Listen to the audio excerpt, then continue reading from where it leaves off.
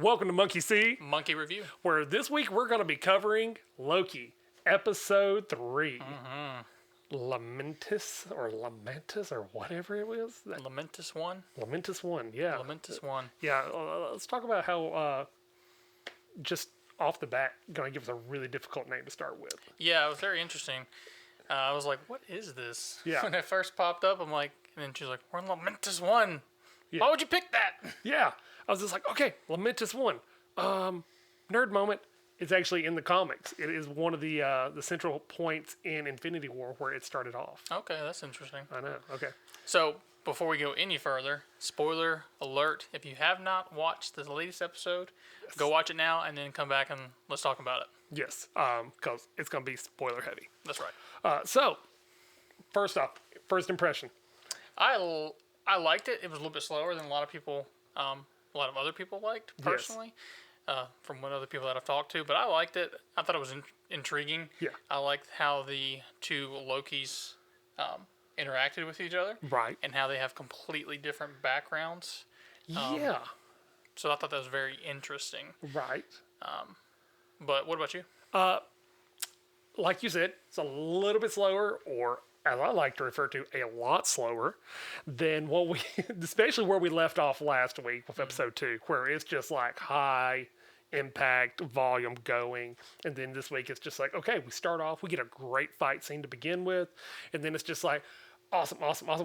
Okay, we're just going to bring it back down a lot. And we got a lot of character development, a lot of dialogue, a lot of understanding the two different versions of Loki, Yep.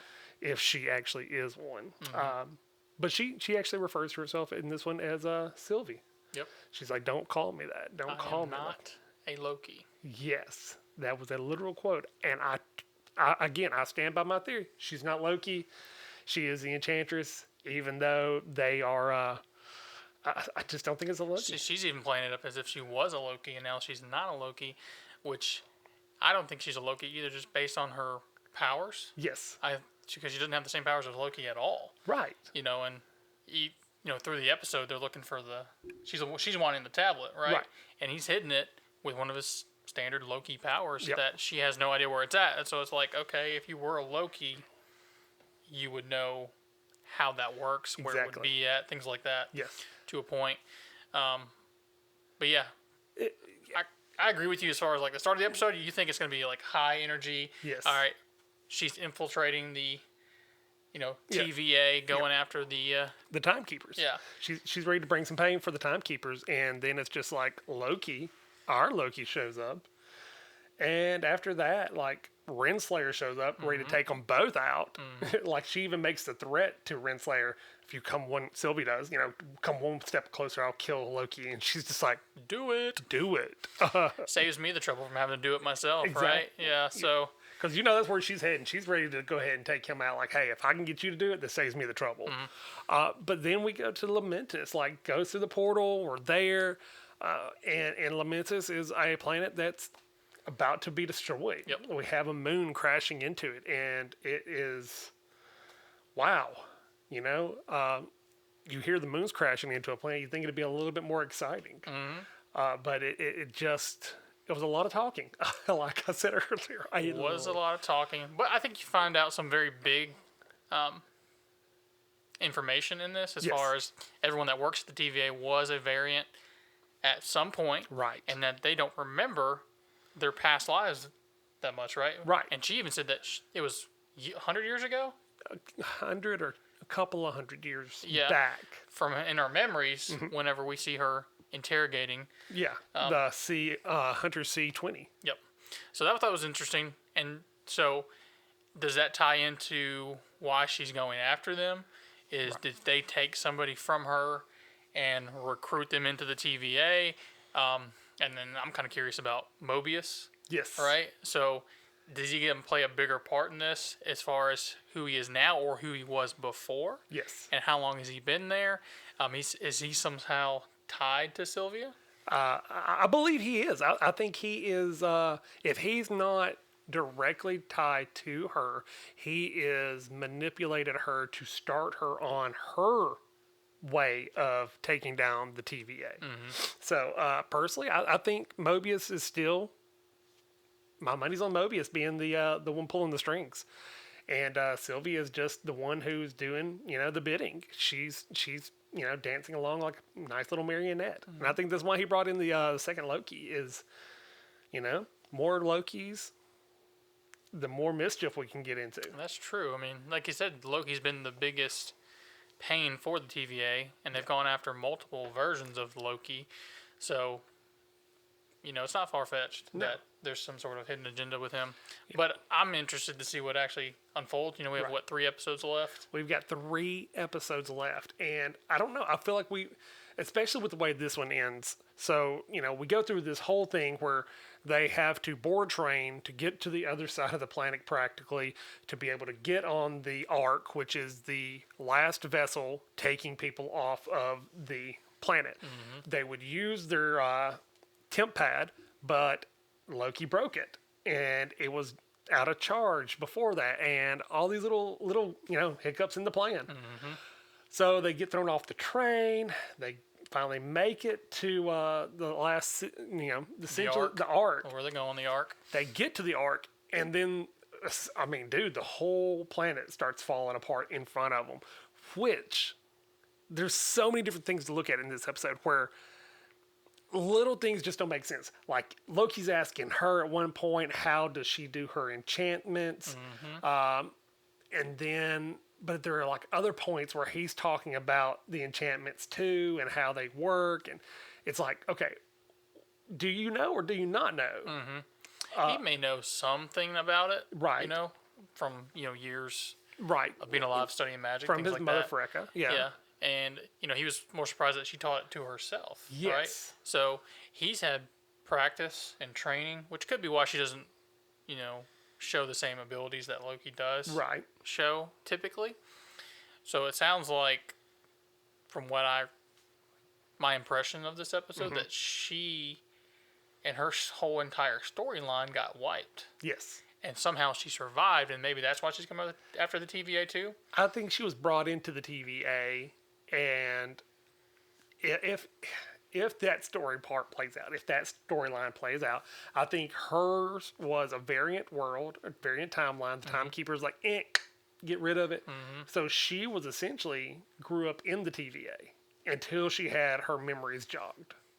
That'd be interesting. And now she is going after the Timekeepers for destroying her world, destroying her timeline, and pretty much just almost enslaving her.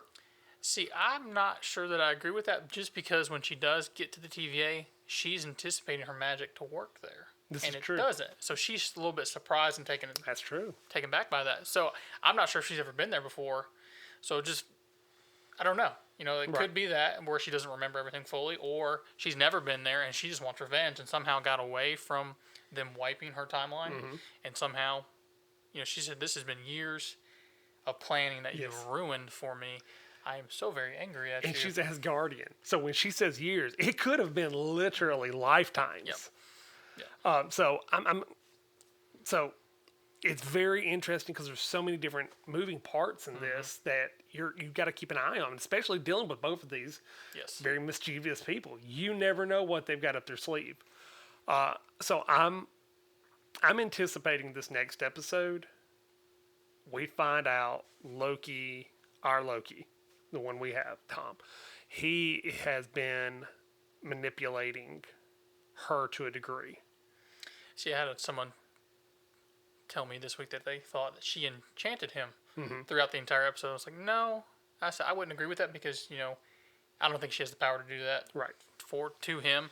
And they're like, well, they're trying to find the tablet and everything like that. I said, yeah, but she knows where the tablet's at halfway through the episode. Yeah. So if she did enchant him, end of episode, right? Right. She would have just like, okay, well, there it is. Boom, We're done. we're done. So I was like, I don't really agree with that, but that would be interesting if he is manipulating her because... Right. Well, see, here's the funny thing. You're talking about a theory you heard. I heard a theory this week, too, where when she goes to sleep on the train, he enchants her because right before that, he talked to her about how the enchantment works. Yeah. And then all of a sudden, he has this knowledge, so he enchants her. So, like, the entire second part of this episode, could have been an entire enchantment. I hope not. I think there would be a little bit of a letdown because it was a little bit of a letdown for the episode, but it still ended on a point where you're just like, what? No. No, do not give me credit scenes right now. I need to know what happened. So many people were mad about the ending of that episode, which I'm okay with it because it kind of sets up the next episode, kind of where we're going next. Right? Something's going to happen, right? If nothing else, they're going to find a way to work together to get off of this planet. Or what if Mobius shows up and he's just like, okay, had to get you out of here. It could be, because, I mean, something's going to happen, right? Something's going to happen. And they have to be saved somehow, save themselves, because their tablet's dead. Yeah. So the only way that, either someone's going to show up to save them, or they're going to have to make some sort of big wave where they detect variant activity. Absolutely. And then they come in to stop them. Yeah. So, all right. So, that's essentially the whole episode. It wasn't a great one, in my opinion. What would you give it on a scale of 5? I would probably do 3.2. Yeah, 3.2? 3.2. I was thinking 3 to maybe, just because we had, he did the whole little fireworks in his hand. Yeah, that was awesome. I thought that was awesome. So Loved how he was it's a 3 to a drunk, 3.5. And he was like, let me show you the tickets. Fireworks. That's unfortunate. It's not what I wanted to do there, but okay. Right. So 3.5 at the best. But yeah, I'm leaning more towards the 3. It was not their high point episode. I really hope this isn't one of those episodes where they come back later and you see where they set up stuff in this episode. One other thing I'm just remembering, I did like how they bring it back to his mom. Yes. Again, and how they've built that relationship and how much he did care for her. Yeah. Through this episode, even more. Yeah. And they've really kind of developed how much she did for him and how she was more of the one that she raised believed him in and believed in him. Yes. And I just thought that was interesting. Another thing I find interesting, for Tom, it's got to be interesting when you take your character and you've developed him for years, you end up in Endgame or Infinity War, where you die, right? Yes. And now you're going back to Avengers 2012, and you're picking up your character again from that point of development. Yes. So you haven't been down this road yet, so now we're going again, starting from this point. So that's got to be very interesting for him as far as an actor being able to be like, I've already gone here, and now I get to go a whole different route with this character with a whole new storyline from the same point. Yeah. I just thought that was kind of cool. And yeah, that's one of the things I've thought a lot about. I'm like, okay, he is no longer Loki we saw in Infinity War. Yep. This is now Loki we saw in Avengers.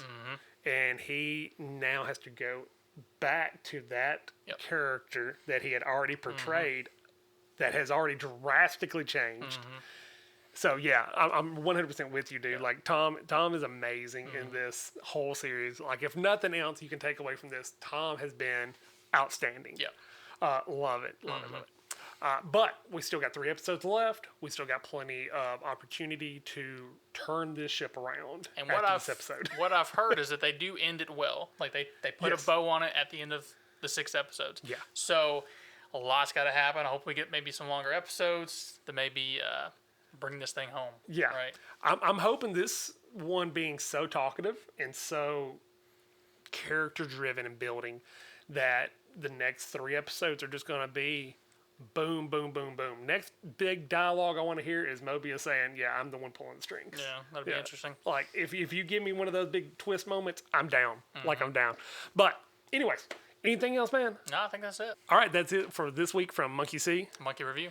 Do us a favor. Like this video. Subscribe. Leave a comment and share with a friend. You have no idea how much it helps us with the algorithm. We love you guys. See y'all next week. Bye, guys.